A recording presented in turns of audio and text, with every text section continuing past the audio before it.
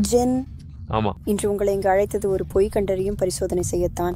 இவர் ஜட், நம்முடைய பாலிகிராஃப் நிபுணர். நீங்கள் இயந்திரத்துடன் இணைக்கப்படுவீர்கள். அப்புறம் சில கேள்விகள் கேட்கப்படும். இணைக்க தயாரா? ஆமாம். ஓ, திருப்பு. உங்கள் வாழ்க்கையிலிருந்து தொடங்கலாம். உங்கள் டெப்விக்கு முன்பு பல முறை பொழுதுபோக்கு நிறுவனங்கள் உங்களை தேடி வந்ததாகவும் ஆனால் அது மோசடி என்று நினைத்ததாகவும் கூறியுள்ளீர்கள். நீங்கள் அதிகம் நம்பிக்கை இல்லாதவரா? ஆம், நான் மனிதர்களை அதிகம் நம்புவதில்லை.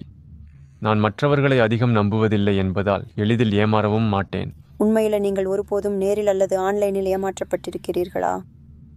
ஆமாம், விளையாட்டு விளையாடும்போது சில முறை ஐடம் ஏமாற்றுக்கு உள்ளானேன். ஏதோ ஒன்றை வாங்கினேன், ஆனால் எதிர்பார்த்தவர் என் பணத்தை மட்டும் வாங்கி ஓடிவிட்டார். அதனால் நான் ஏமாற்றுக்குள்ளானேன். அது உண்மைதான். ஆம்.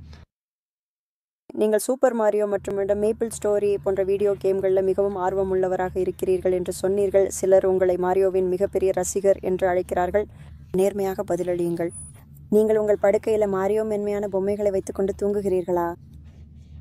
இல்லை, நான் பொம்மைகளை படுக்கையில் வச்சு தூங்குவதில்லை. ஜட், உண்மையை தான் சொல்கிறார்.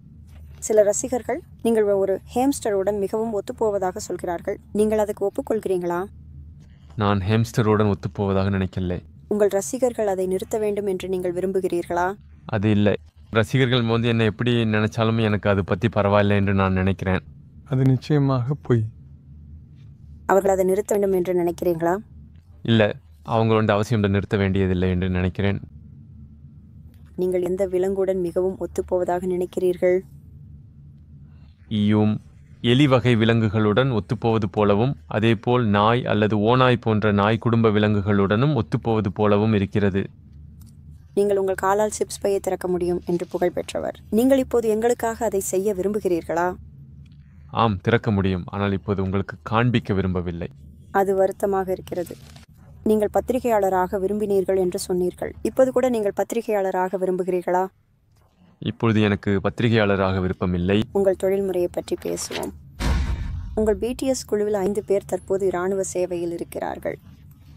நேர்மையாக பதிலளியுங்கள். உங்களுக்கு யாரை அதிகம் நினைவு கூர்கிறீர்கள்?